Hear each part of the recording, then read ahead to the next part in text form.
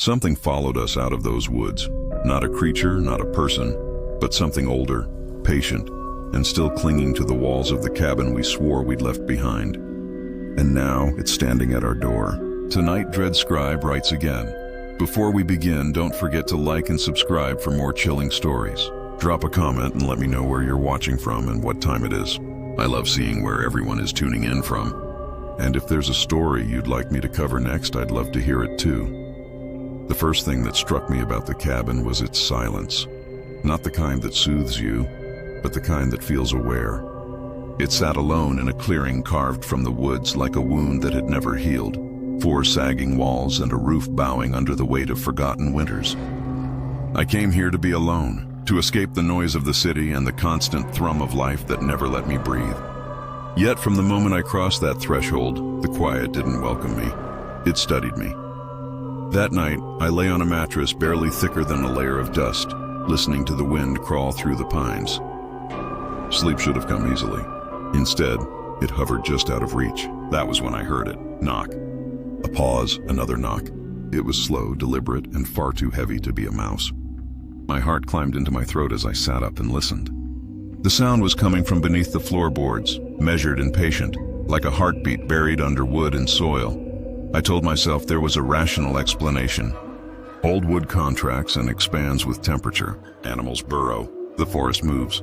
My mind clung to science like a lantern in the dark. Yet the next night, when the knocking returned, it seemed to follow me. Step by step, as I paced the creaking floor, the sound moved too. Always beneath me, always just a few feet behind. And when I froze, holding my breath, the knocking stopped too, as if whatever made it was listening. I tried stomping hard, as if to scare away a raccoon or fox. The response was immediate. 3 sharp knocks, evenly spaced, like an answer. My breath hitched. That was no animal. I spent the rest of the night sitting upright, flashlight in hand, staring at the floor as if expecting it to splinter open. But it didn't. It only waited. By the 3rd day, curiosity had replaced fear. Curiosity, that dangerous human flaw that pulls us closer to things we should leave buried. I pried up one of the loose planks near the center of the room. Dust billowed into my face, and the faint smell of earth and rot slithered up. There was nothing there but a shallow cavity, dark and empty. Yet as I leaned closer, my flashlight caught something etched into the underside of the board I'd removed. Tiny grooves scratched into the wood, not random marks, but letters. Backward. It took me an hour to decode them, my pulse hammering with each deciphered line. It wasn't English, not exactly. A mix of symbols and partial words, like a message half-remembered by someone desperate to be heard. The only part that made sense was carved deeper than the rest, as if by trembling hands. Still here. That night, the knocking returned, but it no longer felt like an intrusion. It felt like a conversation. The silence pressed close around me, heavy and intimate, like a noose tightening around the night. And in that breathless stillness, I asked the question that had burned since I arrived. What are you? 3 knocks, then 2, then nothing. And in that absence, something shifted. A faint vibration under my feet, like something stirring beneath the floor. But what I didn't know then was that the knocking wasn't a plea for help. It was an answer. The vibration didn't fade. It settled into a faint thrum that matched my pulse. I slowed my breathing and the floor seemed to pace me, boards flexing like an old lung. If sound is pressure moving through a medium, wood is a patient ocean, and the cabin had learned my tides. I tapped the plank once, twice, and waited. 3 knocks answered from below, slow as sap. The pattern wasn't random. It was call and response. Patient, precise, unnervingly personal tonight. Science gave me handholds. Sound couples through joists. Cavities become resonators. Even small animals can make heavy noises. I told myself this while charting taps in my notebook. When I tapped 4, it returned 2. When I paused after a question, I only thought, the pause beneath me stretched. Could expectation travel downward like heat? Or was I teaching the house my language the way we teach chambers to sing? At dusk, I lifted 2 planks. Dust rose in slow galaxies. Beneath lay a shallow crawl, ribbed with beams, cross-hatched with spider silk that flashed to glass. On the earthen floor, I found more scratches, lines crossing like star charts. Backward again. Kneeling, I traced them and felt a prickle climb my spine. The map wasn't of the forest. It was of the room above, bed, stove, door, my steps from the night before, each loop and hesitation marked. I went still.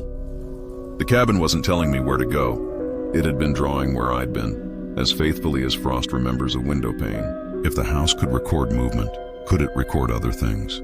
I put my ear to a beam. The wood was faintly warm, the way a book holds the last touch of a palm. I whispered my name. The wood whispered it back, a heartbeat late. I lay flat, cheek against the board, and tapped my heart's cadence, quick double, pause, single. The knocks below matched. Then, like a mirror discovering depth, the floor gave a pattern I hadn't sent. 3 taps, 2, 3, my childhood street number. A detail I hadn't said in years. My scalp tightened. How does a room learn the private contours of a life? Outside, wind combed the trees like fingers through wire. Inside, the air felt varnished with attention. I thought of infrasound and memory, of limestone that hums with stored weather, of buildings that sway in sympathy with distant earthquakes. Maybe the cabin wasn't haunted by a person. Maybe it was haunted by attention itself. Any gaze long enough, intense enough, to leave a pressure fossil in the grain. If so, who first taught it? Whose breath did it learn to time? Whose fear did it memorize like a hymn? Night fell like a lid.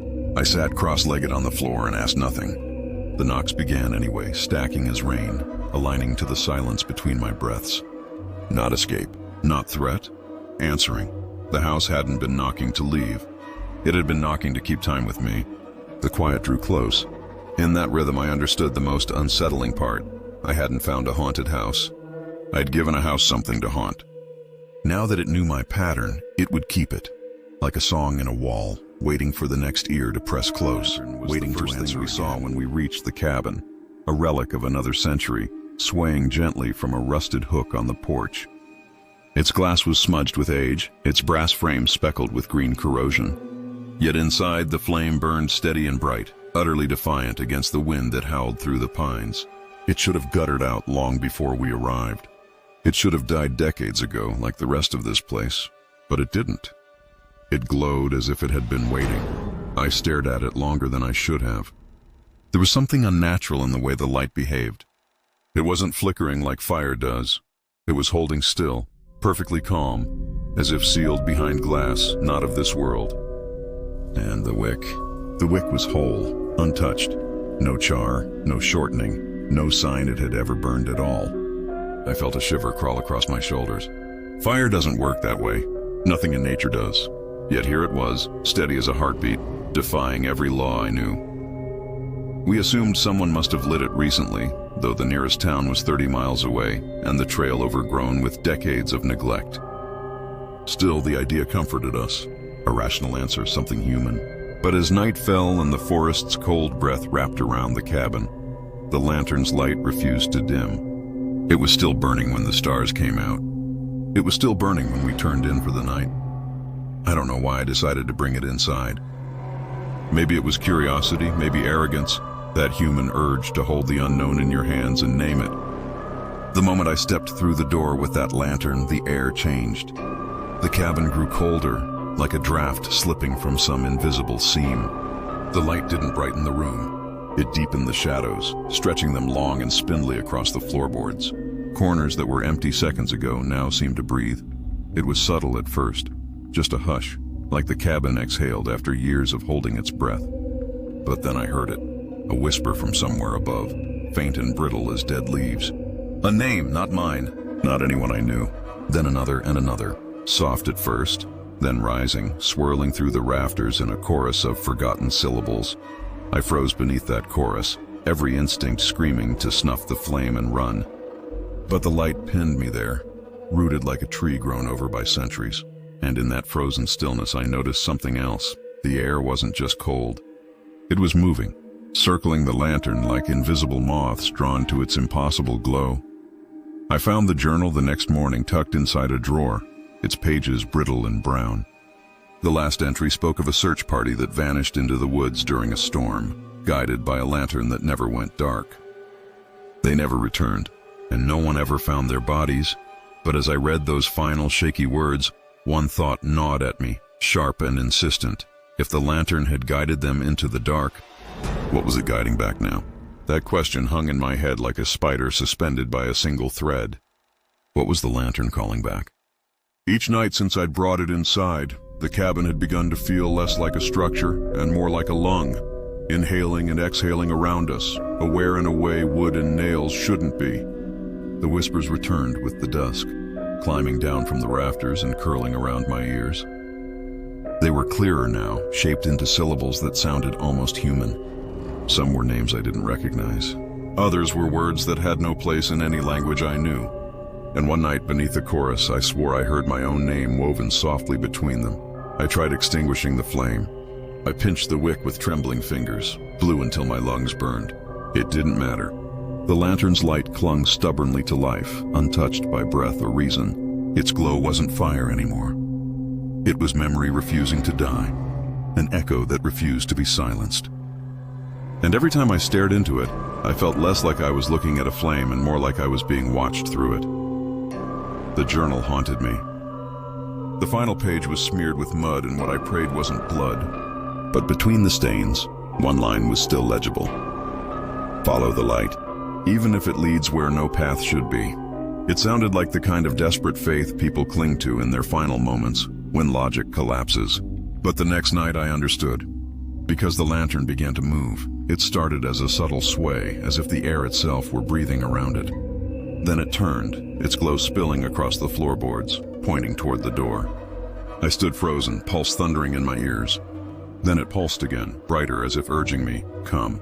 Against every shred of reason I followed. The night outside was ink black and endless.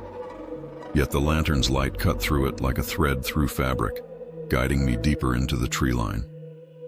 My boots sank into soft earth. The forest around me was silent, unnaturally so, as though the entire wilderness were holding its breath. And then, through the pines, I saw them.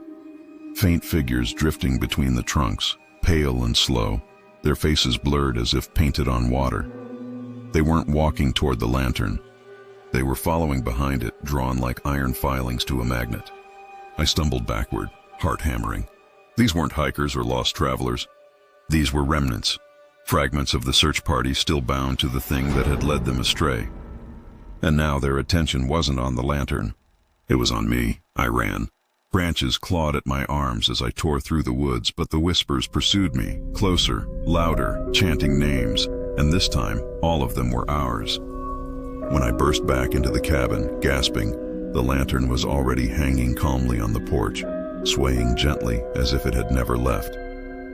The flame burned with that same steady defiance, untouched and immortal. At dawn, for the first time since we arrived, the lantern dimmed. The flame softened to a dying ember, and for a heartbeat I thought it was over. Then, from the rafters above, the whispers stirred once more. And as they swelled into a chilling harmony, I heard them clearly. They were speaking our names, and now, we were part of the story the lantern refused to let die. The lake was the first thing I noticed when we arrived. A vast, black mirror stretching out beneath the cabin's weathered porch. So still it looked frozen in time. Even the wind, restless and sharp in the surrounding pines, seemed to die at its edge. It wasn't just water. It was an eye, unblinking and ancient, watching the forest without ever revealing what it saw. Locals had warned us not to swim after dark, their voices laced with that particular kind of fear that comes from stories too old to trace. But warnings have a way of fading against curiosity, and curiosity is a current too strong to resist. During the day, the lake was unsettling but beautiful, a polished sheet of obsidian reflecting clouds and treetops with photographic precision. Yet something about its perfection felt wrong. Lakes move, they breathe, they ripple and respond. But this one remained glass smooth even when storms rolled through and rain lashed the surface. It was as if it wasn't water at all, but a window. And beneath it, something was staring back. That night, long after the forest had gone silent and the sky had become a field of cold stars, I stepped onto the small dock that jutted into the lake. My breath curled in the air and the boards creaked beneath my weight. The water stretched endlessly before me, black as ink, swallowing the moonlight. And then I saw them, faint shapes just beneath the surface, faces staring up through the stillness, pale, expressionless, motionless. They looked almost human, but not quite. Like portraits painted on the underside of glass. I stumbled back, heart pounding, eyes locked on the water. But the moment I blinked, they were gone. The surface reflected only the stars again, blank and calm, as though nothing had ever been there. I tried to rationalize it. Low light can trick the eyes. Reflections can distort shapes. The mind, hungry for patterns, invents faces where none exist. Science has 100 explanations for what I saw, but none of them made the air feel any less heavy or the darkness any less alive. I went back inside, trying to convince myself it had been nothing more than exhaustion and imagination. But even as I lay in bed, staring at the ceiling, the image of those faces pressed against the glassy surface refused to leave me. Who were they? Why did they look so still, so expectant, as if waiting for something or someone to notice them? At first light, I stepped outside, needing to see the water again in the safety of day. The breeze was sharp and the forest smelled of pine and damp earth. But my steps slowed as I reached the edge of the porch. There, in the soft soil leading up from the waterline, was a trail of footprints, bare, human, wet. They glistened in the morning light, starting at the lake's edge and stopping just in front of the cabin door.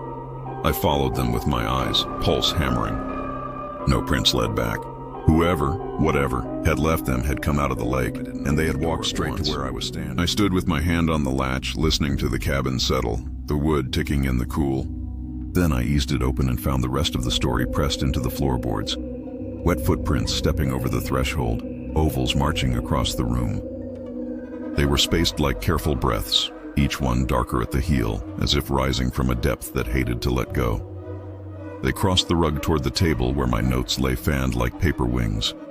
The prince paused at the chair. Water had beaded on the seat as though someone had sat to read. I followed the trail, not daring to smudge it with a shoe. It bent toward the hall, drifted past the cold iron stove, and led into the narrow bedroom where the blinds were lifted like eyelids. There the footprints ended, soaked into the boards beside my bed. I crouched, holding my breath. The wood was cold, but the damp felt shed, a chill with a pulse. Science tried to steady me. Capillary action can draw lake water upward. A prankster could have walked barefoot from the shore before dawn.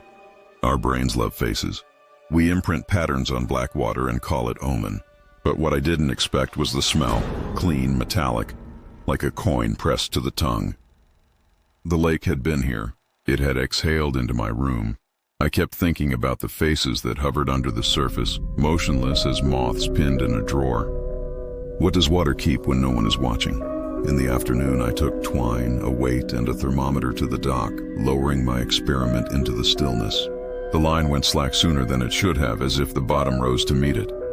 When I hauled it back, the weight was clean. But the thermometer read colder than the air, a pocket of winter stitched into silk. At dusk, I returned with a headlamp and a camera, telling myself I would catch the illusion and end the spell. The beam slid over the water like a blade. Nothing moved. The surface didn't break or ripple. A thrown pebble vanished without a ring. Then the light found them again, faces beneath glass arranged in a slow constellation. I held my eyes open until they burned. They did not vanish. They brightened. A thought rose like a bubble from the dark. Maybe they weren't looking up. Maybe they were looking out. I whispered a name I hadn't said in years, the one I saw as a child carved into a dock back home. The water accepted it the way a locked door accepts a key. A new footprint formed on the dock, a wet crescent blooming at my toes. Another stepped onto the boards, followed by another patient. I ran for the cabin. Inside, the prints met the old ones and overlapped them, a palimpsest of arrivals. By the time the horizon lifted from black to gray, the trail had reached my bedroom again. It stopped beside the bed where it had ended before. At sunrise, I found a final print drying on the mattress, my own tread, lake wet and perfect, though I had never lain down. At first, I blamed the forest. Trees shift over time, roots crawl, branches spread, landscapes evolve. That's what I told myself the first morning I noticed it. The tree line was closer than it had been the night before. Only by a few feet, subtle enough to doubt my own memory, but unmistakable all the same. The slope outside the front porch had steepened too, and my coffee mug slid an inch across the table before I caught it. It was strange, yes, but not impossible. Nature changes. Ground settles. That's what I told myself. On the second morning, denial became harder. The cluster of birches that had once stood a good 50 yards from the cabin were now so close I could have touched them from the porch. My compass spun sluggishly in my hand, unable to find north.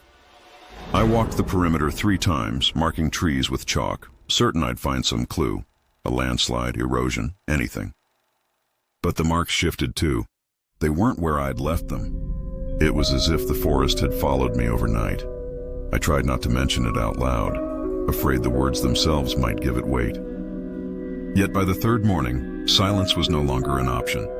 The hill behind the cabin had risen like a tidal swell, its incline sharp enough to make me stumble when I stepped outside. My compass readings were different again. North had migrated a few degrees east. The world around me was moving, reshaping itself in ways that mocked the very idea of stillness. But how do you say it aloud without sounding unhinged? Cabins don't walk. They don't shift. And yet mine was. That night, unable to sleep, I searched the cabin for clues. That's when I found the wall panel, loose, barely hanging by a single nail. Behind it, tucked between beams like a hidden wound, were old photographs. Black and white, curling at the edges, each showing the same cabin I now stood in. But the landscapes behind it weren't familiar. The slope was gentler. The trees were younger, and in one photograph, a river wound past the porch. A river that was miles from here. My heart thudded with a realization I wanted to reject. This cabin hadn't been built here. It had moved, slowly, imperceptibly, over years or decades, perhaps even longer. It had migrated like an animal, searching for something I couldn't name. And whatever force had carried it here wasn't finished. Sleep came in thin, broken strands that night. I dreamed of the earth shifting beneath me like a living thing, of roots threading through the foundation and pulling, pulling, pulling.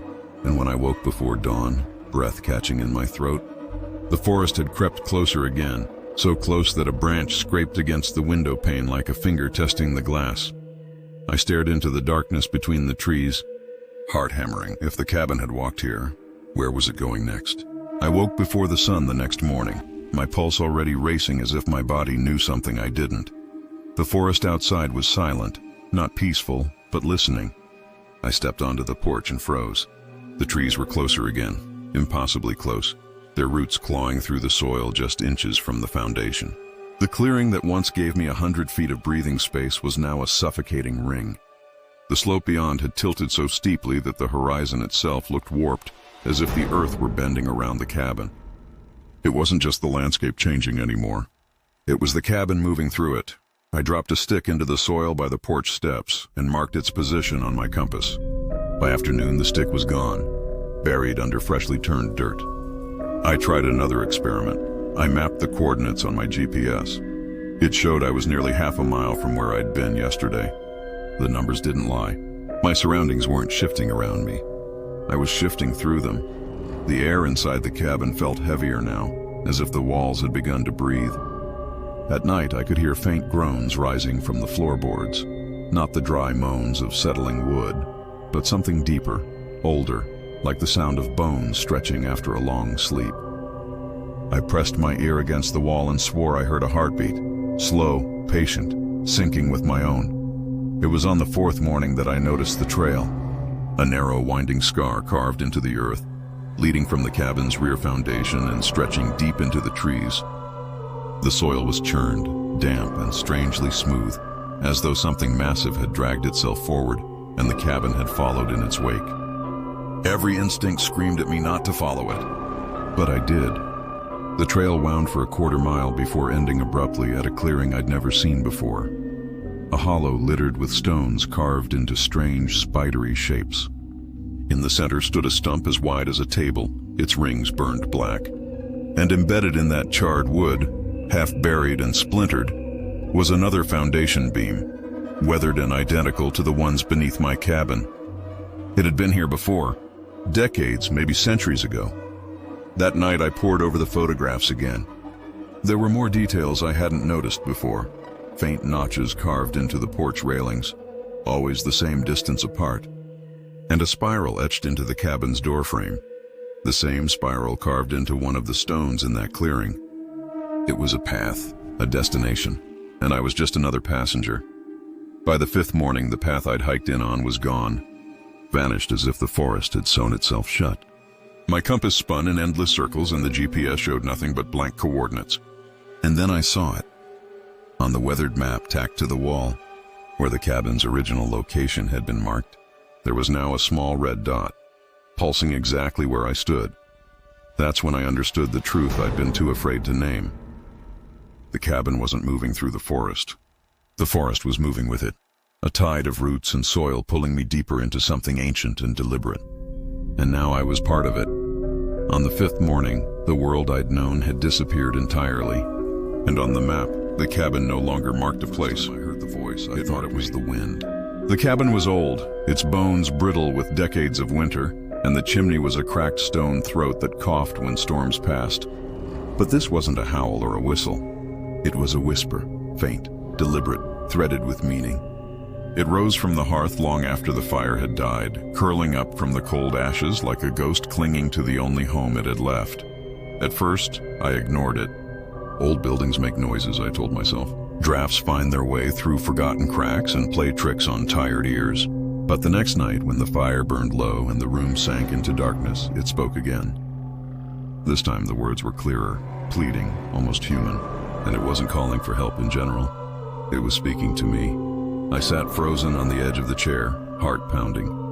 The voice knew things it shouldn't. It whispered the name of the street I grew up on. It spoke of the scar on my knee from a childhood fall. It hummed a lullaby my mother used to sing.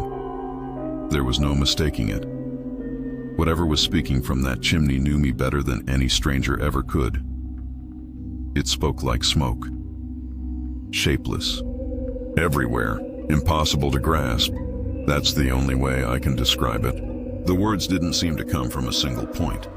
They drifted around the room, soft and disembodied, as if the walls themselves had learned to breathe. It should have terrified me, but instead I felt something worse. Recognition. By the third night, curiosity had devoured my fear. I set up an old cassette recorder beside the hearth, determined to catch the sound and prove to myself it was real. The voice came right on time, low and mournful, spilling secrets I'd never spoken aloud. But when I played the tape back, there was no voice at all, only my own, answering questions I had no memory of being asked. That discovery unraveled me. If the tape was telling the truth, then I had spoken. I had responded to something in the dark, word for word, without ever opening my mouth. Was I losing my mind? Was the voice not in the chimney but inside me all along?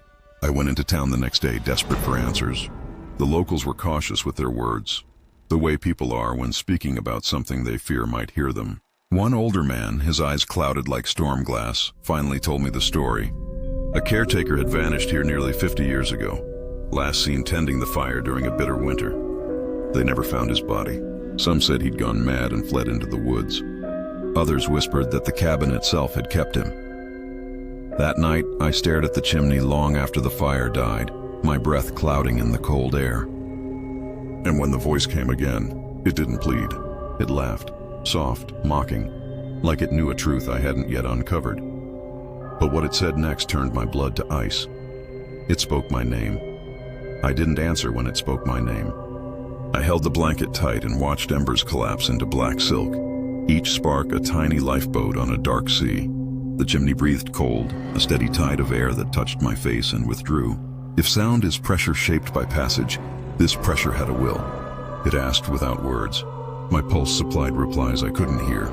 A thought crept in, quiet as ash. Maybe the voice needed lungs, and I had volunteered mine.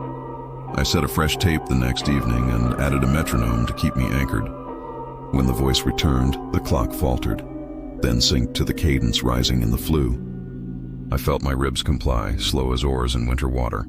The tape later played only the metronome and me, steady and calm, telling a story I would have sworn I'd never lived. It wasn't possession. It was rehearsal, like breath training a flute. I searched the stonework for clues. Inside the firebox, a soot shadow of hands overlapped where a person might have warmed them. Above that, etched where flame licked and smoke ignored, a faint spiral mirrored one I'd seen carved into a lintel miles away. The mortar tasted of salt when I touched it, old sweat, or the mineral ghost of tears baked into grit. The caretaker hadn't left no trace. He had thickened the air, But what I didn't expect was the shift from pleading to intimacy. The voice recalled details no one shared. A postcard I burned in college, the name I carried briefly and discarded like a shell, the way my mother knocked when she was sorry. It threaded fragments together with an ease that felt like home and alarm at once. "How do you know that?" I asked without speaking. The answer arrived as warmth, like standing beside someone who already knows where you ache. I tested a hypothesis. If it could surface what I'd lost, perhaps it carried what he lost too. I piled green wood to smoke the flue, then whispered a name from a ledger in town, the caretaker's last signature. Smoke muscled up, gray as wet wool, and the room smelled of damp coats and iron. Through the haze, I felt rather than heard a gratitude that wasn't mine. The chimney didn't just speak. It remembered.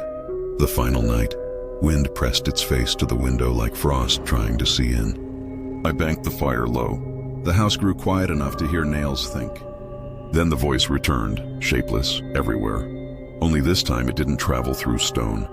It bloomed behind my eyes, a bloom without petals, a thought arriving formed. My name unfolded inside my skull, intimate as breath shared in winter. I didn't answer. I didn't have to. We were already speaking in the same room of the mind. At dawn, the hearth was cold and ordinary, a black mouth with nothing to say. Yet the silence felt learned, like a language we had practiced together. I left tape, a metronome, and a note to the man the county forgot, then walked out beneath a sky rinsed pale. The voice wasn't in the chimney anymore. It traveled lighter, tucked behind my heartbeat. A lesson burned into air I carry wherever I go. It started as nothing. A few faint scratches near the door frame that I barely noticed when I first arrived. They were shallow, almost shy, as if someone had traced their fingernails against the wood decades ago. I ran my thumb over them and felt the grain rise slightly beneath my skin. Maybe an animal had gotten inside. Maybe the wood had split from years of cold and heat. I told myself those things because they were easy to believe. But easy explanations have a way of falling apart under the weight of time. By the second night, the scratches were no longer small. They had multiplied across the walls in looping arcs and crooked lines that felt deliberate, even purposeful. Some spiraled into symbols I didn't recognize, shapes that looked like eyes, spirals, and jagged mouths. Others were tally marks, grouped in uneven clusters as though someone had been counting days, or something else. Most unsettling of all were the handprints. They were smeared just above the baseboards, too small to belong to any adult and too elongated to be human.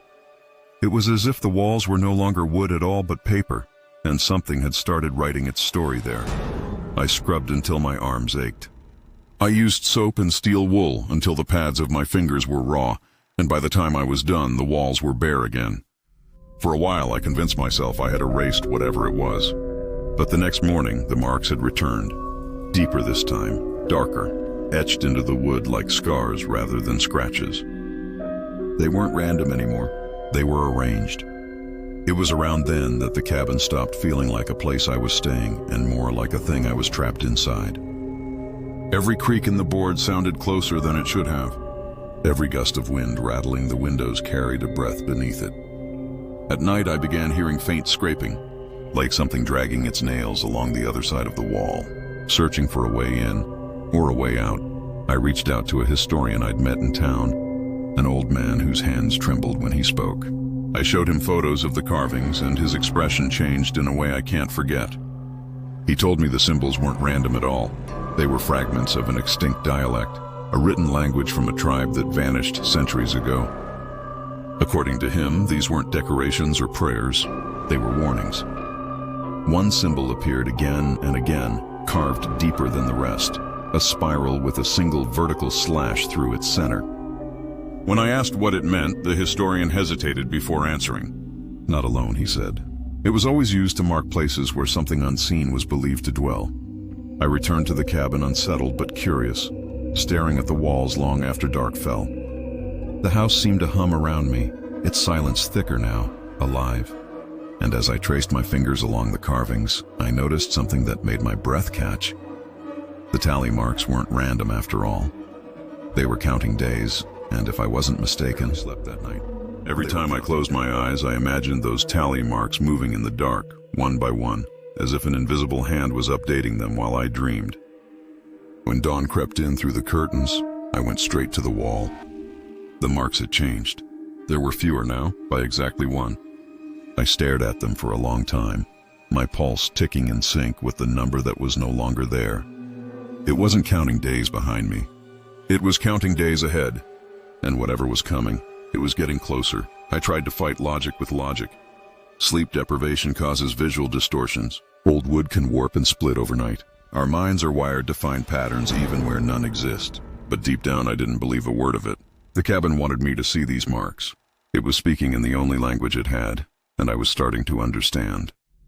By the fourth day, the walls weren't just marked. They were alive.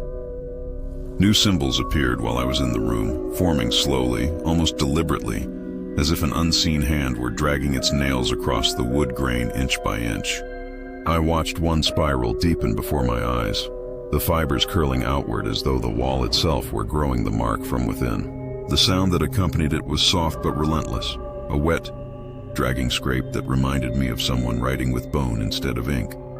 That night, I heard it again. The scratching, but louder, closer, circling me from inside the walls. It moved behind my bed, across the ceiling, then down near the floor. Wherever I stood, it followed. The cabin had become a body and something was crawling through its veins. I fled outside, desperate for air, and that's when I noticed something I hadn't before. The carvings weren't just inside. They were spreading across the exterior logs too, faint at first, but multiplying by the hour.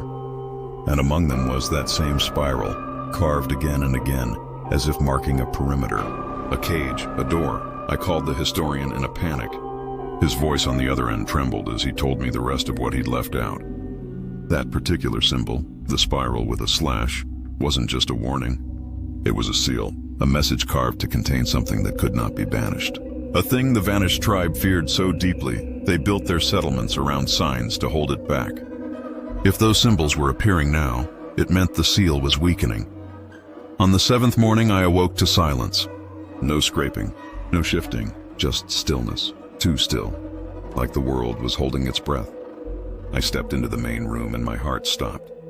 The carvings had rearranged overnight into lines I could finally read. They spelled a single word, one that turned my blood to ice. My name. Beneath it, carved deeper than anything else, was a date. Not today's date, not one from the past, a date that hadn't come yet. The cabin is empty now, but the walls remain covered, layers upon layers of spirals, symbols, and names I don't recognize. All except one, mine, and beside it, that date. It's still weeks away. I haven't decided if I'll be here when it comes. But some nights, when the wind moves just right, I swear I hear scratching again, as if the countdown has already begun. It began as a shape too distant to make sense of, a blur of darker shadow at the edge of the pines where the forest thickened into something ancient. At first I thought it was a trick of the light. The sun had dipped low, the air was heavy with that dusky stillness that makes the world feel briefly suspended. But as the moments stretched on, the shape didn't move. It just stood there, a narrow silhouette as still as the trees themselves. And even from 100 yards away, I felt its gaze settle on me like a weight. We saw it again the next evening. Same place, same hour. The figure was neither close enough to make out, nor far enough to ignore. We shouted across the clearing, demanding to know who was there. No response. We swept flashlights through the dark, their beams slicing between trunks, but the figure didn't shift. It didn't even flinch when we fired a warning shot into the dirt.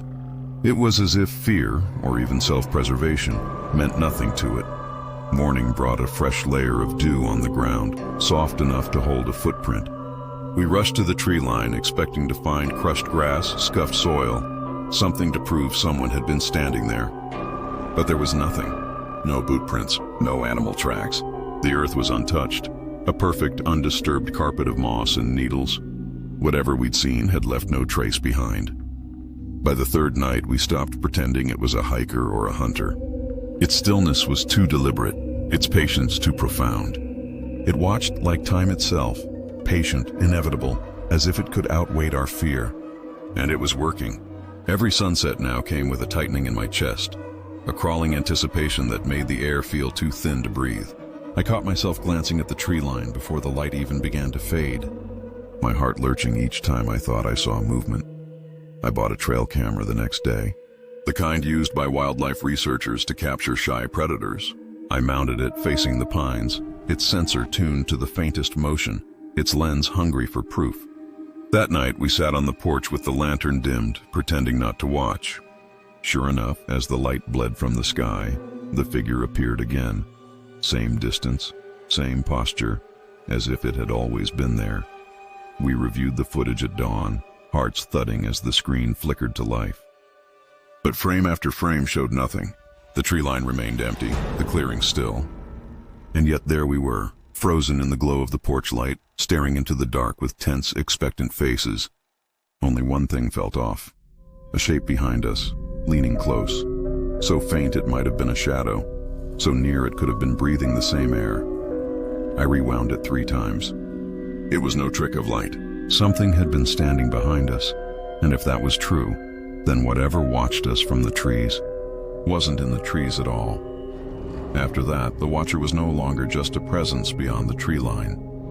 It had seeped into the spaces around us. Every sound the cabin made felt suspect. The groan of wood in the cold sounded like footsteps. The sigh of the wind through the rafters whispered just a little too much like a breath. Even the shadows clinging to the corners seemed to lean closer when I wasn't looking. Sleep became impossible. Every creak woke me with the certainty that something was standing just beyond the edge of my vision. I set up more cameras. One facing the forest, one watching the porch, one mounted in the corner of the main room pointed at the door. I told myself that this was data, evidence, the kind of documentation that could explain away fear. But fear doesn't care about logic. Fear doesn't wait for proof. It just is, and it was growing stronger by the hour. The figure didn't return the next evening. Or maybe it did, and the forest had swallowed it whole. The tree line was empty, yet I couldn't shake the feeling of eyes on me. Not from afar this time, but from somewhere near, as if the watcher had stepped closer and found a new place to hide. The silence pressed in tight, heavy as wet wool. The air itself felt occupied. We checked the cameras the following morning. The forest was still empty. The porch remained undisturbed, but the camera inside the cabin, that one was different. The footage was blurry, the lens fogged as if something had breathed on it. At one point, the screen flickered, and a shape rippled into focus just behind where I had been standing. Taller than me, featureless and bent slightly forward as if studying the back of my neck. I stopped reviewing after that. Knowledge had turned from comfort into a threat. I didn't want to know how close it had been. I didn't want to see what my eyes had missed. On the 5th night, something shifted. For the first time since this began, the figure did not appear at dusk. The tree line stood empty. The forest was still. No shadow waited beyond the pines. Relief washed over me, thin and trembling, and for a moment I dared to believe it was over. But that night, long after I'd blown out the lantern and lain down in uneasy sleep, I woke with the sensation that I wasn't alone. The room was pitch dark, but the darkness felt different, denser, layered, as if something was standing within it. I held my breath and listened. No footsteps, no breathing, only the faint rhythmic pulse of my own heartbeat pounding against the silence. And then, from somewhere close, impossibly close, came the faintest sound, the groan of wood shifting under weight that hadn't been there before. I reached for the lantern and froze. A shadow stretched across the far wall, long, angular, and unmistakably human, even though nothing stood between me and the light. The watcher at the tree line was gone. The forest no longer held its patient silhouette. But in the stillness of that final night, its shadow stood inside the cabin, as if it had always belonged there. And as I stared at the wall, heart hammering, the sickening truth hit me.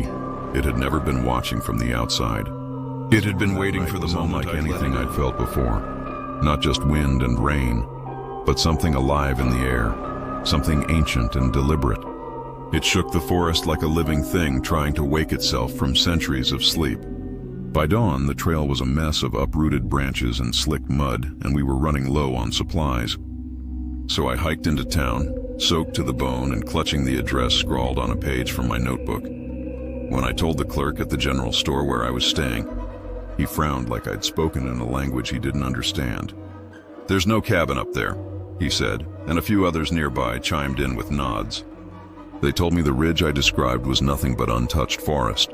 No roads, no ruins, no structures of any kind. One woman even laughed softly, insisting I must have misread my map.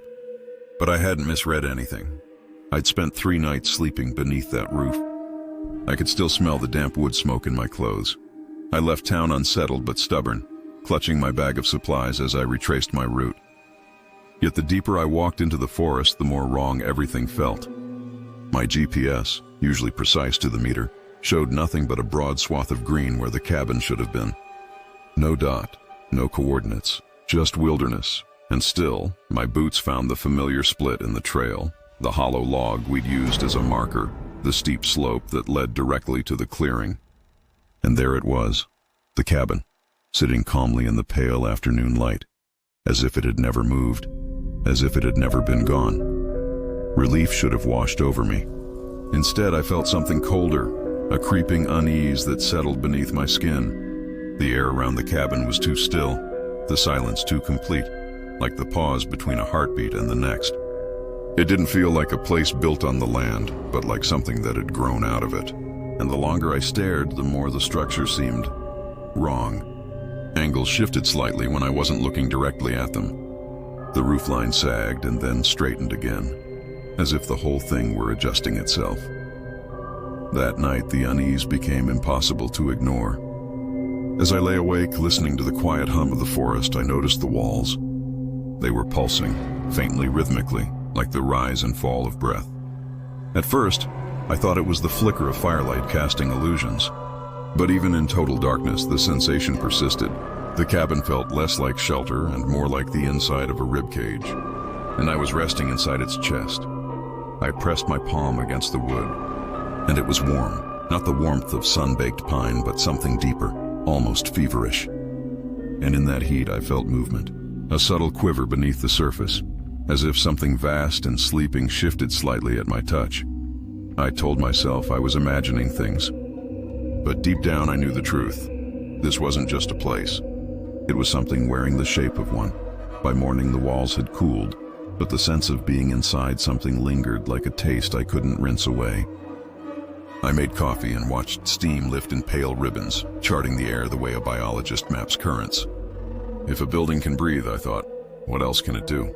The floorboards creaked in a pattern too steady to be random, and the windows filmed with a thin condensation from no visible source. It felt like waking in the belly of a whale and pretending the ribs were rafters. I took measurements to soothe my nerves. Tape across the main room, angles at the corners, nails in the threshold to mark subtle shifts. The numbers betrayed me. A half-inch of drift where none should be, a corner that closed by 2 degrees, a window whose sash settled lower after every hour. None of it dramatic, all of it undeniable. The cabin wasn't merely there. It was maintaining itself the way a creature adjusts posture to keep balance. But what I didn't expect was the way it listened when I spoke softly into the grain. The buzzing silence changed timbre, as if the room had turned an ear. I hiked the perimeter and found no fresh cuts, no tire tracks, no foundation stones. Under the crawl space, soil lay smooth as pressed velvet, unmarked by insects, unbroken by root.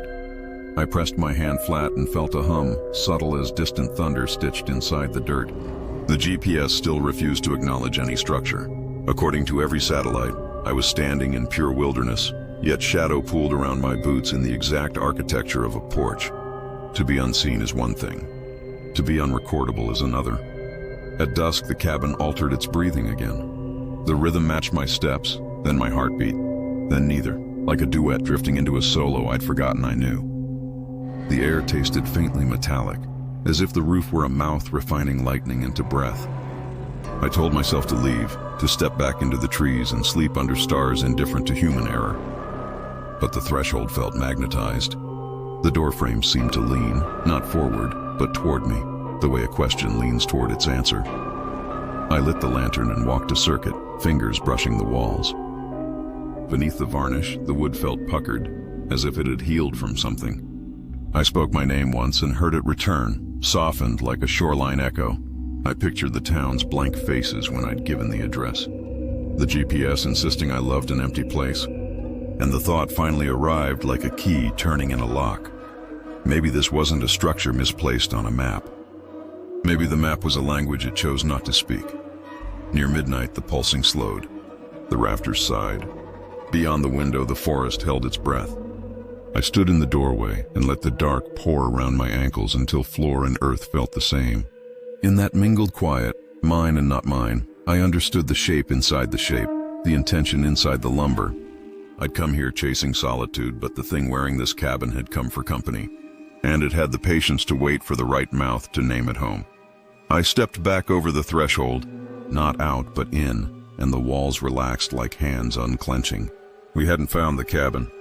The cabin had found us, choosing our footsteps, erasing our coordinates, and teaching our bodies the rhythm it already knew. I found the mirror by accident. It was tucked behind a loose plank in the loft, its frame swallowed by dust and cobwebs, as if someone had tried to hide it rather than store it. It was tall, heavy, and older than the cabin itself. The wood carved with twisting patterns I didn't recognize. The glass warped just slightly, like water about to ripple. I wiped away a layer of grime, expecting to see my reflection blink back. But the face staring out was not quite mine. It moved a heartbeat late, as if it were rehearsing reality rather than reflecting it. At first, I chalked it up to old glass. Imperfections can distort light, I told myself. But this was different. When I raised my hand, the reflection hesitated before following. When I tilted my head, it lagged behind, catching up with a twitch that made my stomach tighten. And then there were the details. Tiny, impossible differences that no trick of the glass could explain. A chair in the corner that didn't exist. A crack in the ceiling that wasn't really there. Once it showed a door where the wall should be. I stopped looking into it after that. There's a primal discomfort in seeing the world lie back to you, in watching the familiar betray itself by fractions of a second. I dragged an old sheet over the mirror and nailed the plank back into place, determined to forget it. But forgetting is harder than it sounds, especially when the mirror doesn't want to be forgotten. That night, long after I drifted into uneasy sleep, a noise pulled me awake. It was subtle, a soft creak, like shifting wood or a window nudged by the wind. Then another, and another. The sounds formed a rhythm, deliberate and patient, like footsteps pacing a floor. I grabbed my flashlight and climbed to the loft, every step heavy with dread. The sheet I'd draped over the mirror was gone, folded neatly beside it on the floor. And the glass was breathing. Tiny cracks and pops echoed as if the surface itself were stretching, reshaping, alive. I backed away, refusing to look directly into it. But from the corner of my eye, I saw movement, someone standing just behind me. My heart slammed against my ribs as I spun around. No one. The room was empty. Yet when I turned back, the reflection still showed the figure, still looming silently behind me. I nailed the plank shut again, this time harder, louder, like I could trap whatever was inside. Sleep never came. I lay awake until dawn, listening for every sound, every whisper of shifting wood. When I finally climbed back to check on the mirror, it was gone. The plank hung open, the sheet lay on the floor, but the mirror was nowhere in the loft. I found it downstairs, propped against the wall by the front door, facing inward, waiting. And when I stepped closer, the reflection smiled for what felt like hours, staring at that smile frozen in the glass. My lips were still, my face slack, yet the reflection held a grin sharp enough to cut through bone. I took a step back, heart rattling against my ribs, and the image followed. Too quickly this time, no lag, no hesitation. It tilted its head just as I did, but the angle was wrong, exaggerated, like someone mocking my movements rather than mirroring them. A cold certainty settled in my chest. Whatever stared back at me was no longer me. I threw a blanket over the mirror and dragged it into the storage room, slamming the door behind it. But even with the door shut, I couldn't shake the feeling that its eyes were still on me, tracking every breath. The air inside the cabin changed, growing heavier, thicker, as though the walls themselves were exhaling around me.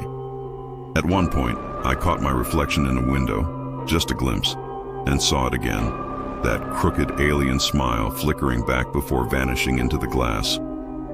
By morning, I decided I needed proof. I set up my camera across from the mirror and pressed record, determined to capture what was happening. I pulled the blanket back and stared into the glass, willing myself to stay calm. For a moment it was ordinary, just me, pale and tired, staring back. Then a second reflection stepped into frame. It wasn't me, and yet it was.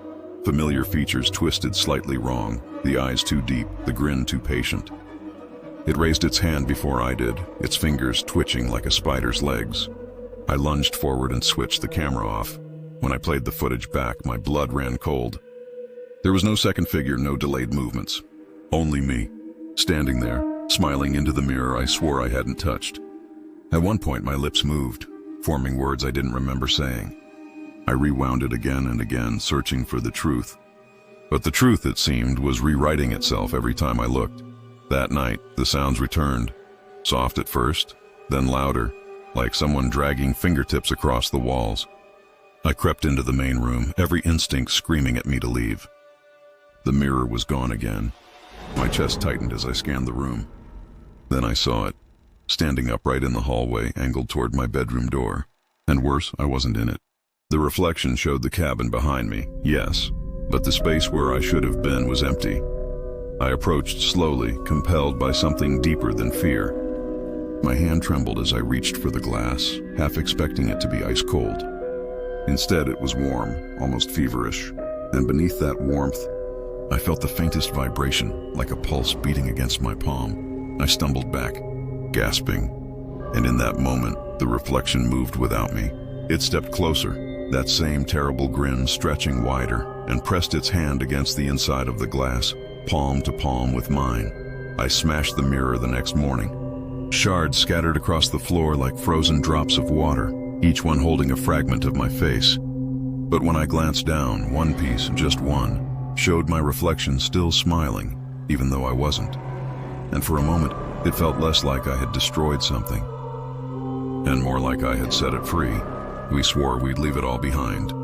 That was the promise we made as we locked the cabin door for the last time, our breath sharp and fast in the morning air. We'd spent too many nights listening to whispers rise from the walls, too many dawns watching the tree line inch closer, like a tide that refused to recede. The road away from that place was steep and narrow, but it felt like salvation, the kind of road people take to escape something unspeakable. As the forest thinned in the rearview mirror, I told myself that it was over, but it wasn't. The first sign came 3 days after we got home. I was half asleep when I heard it. A dull, deliberate knock beneath the floorboards, slow and patient, just like the ones we'd heard in the cabin. At first, I dismissed it as plumbing or the old house settling, but deep down I recognized the rhythm. It wasn't random, it was answering. I tried to ignore it, telling myself that trauma leaves echoes, that the mind can replay fear like a song stuck on repeat. Yet that night, the knocking came again, following me from room to room. Then there were the footprints. They appeared one rainy morning, stretching from the back door to the hallway, small and bare, leaving no puddle and no scent. I cleaned them away, but by the next dawn they were back, wetter, darker, as if whoever left them had stepped straight from the woods outside the cabin and into my home.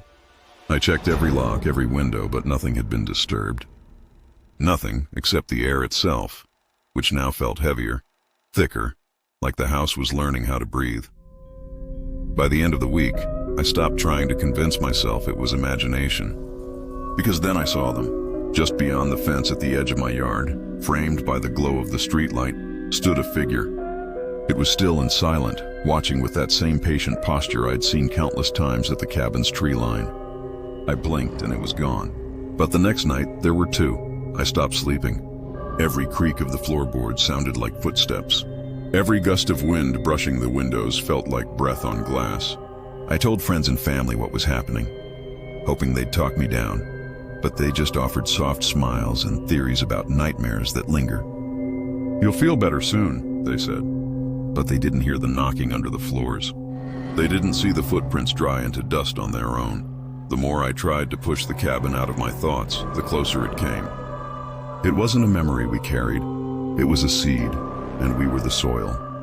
It had rooted itself in us before we ever left. And deep down, I knew this wasn't about a place we'd once stayed. The cabin hadn't stayed behind. It had followed us home. I started cataloging the hauntings the way a biologist logs field notes. Date, time, stimulus, response. Knock patterns at 2:13 a.m. 3, pause, 2. Footprints appearing during barometric drops. shadows crossing thresholds against the direction of light. The data tried to domesticate the fear, but fear is feral. It slipped the leash and circled my bed like a wolf. I realized the presence wasn't visiting, it was acclimating, the way an invasive vine learns the shape of a fence before swallowing it whole. When I finally told myself to leave the house for a night. To break the pattern, I booked a room in a downtown hotel wrapped in neon and traffic noise. City air should dissolve forest ghosts. Yet at midnight on the 12th floor, I heard a faint knocking under the carpet, polite as a guest. In the bathroom mirror, steam gathered into the suggestion of a handprint and slid downward like a jellyfish. I laughed once, a brittle sound that wasn't bravery, only exhaustion. The cabin had never been coordinates on a map. It was a story that traveled light. Back home, the watchers at the fence multiplied the way stars appear when you stop trying to count them. They kept their distance, but their patience worked at me like tide on stone. Some nights I spoke aloud, telling the empty yard I understood. The porch light flickered in reply. It felt less like negotiation and more like etiquette between neighbors who share a thin wall. But what I didn't expect was the grief that crept in beside the fear. A homesickness for the silence that had tried to unmake me. The way sailors miss the sea that almost took them. I sorted the last of my boxes, made lists, arranged an exit. I would sell, move far inland, pick streets with no trees and houses with foundations poured like vows. On my final week, the knocking grew softer, not retreating but lulling, like a metronome teaching me where to place my breath. The hall smelled of wet bark. The footprints stopped at the bedroom doorway and did not cross. Mercy or rehearsal? Either way, it felt like a curtain lowering between acts. On the last night, I opened every window and let the rooms fill with wind until the curtains billowed like sails. I set the lantern on the floor, yes, that lantern, and watched its flame hold steady while the air roared. The walls responded in a slow tidal flex I felt through my palms. In, out, a rib cage remembering its function. I whispered the only apology I had, not for leaving, but for staying long enough to teach it the shape of me. The silence held my confession the way dark water holds stars, near and untouchable. At dawn, I locked the door and dropped the key through the mail slot. The street was quiet, light combing roofs. No watchers waited at the fence. No prints silvered the concrete. I thought that was mercy too, until I turned the corner and the wind moved down the block in a threaded breath, and every gutter sighed in time with mine. It didn't chase, accompanied, like a shadow knowing your stride. I don't live in that cabin anymore, but sometimes when the wind is right, it breathes with me. Subscribe, if you dare.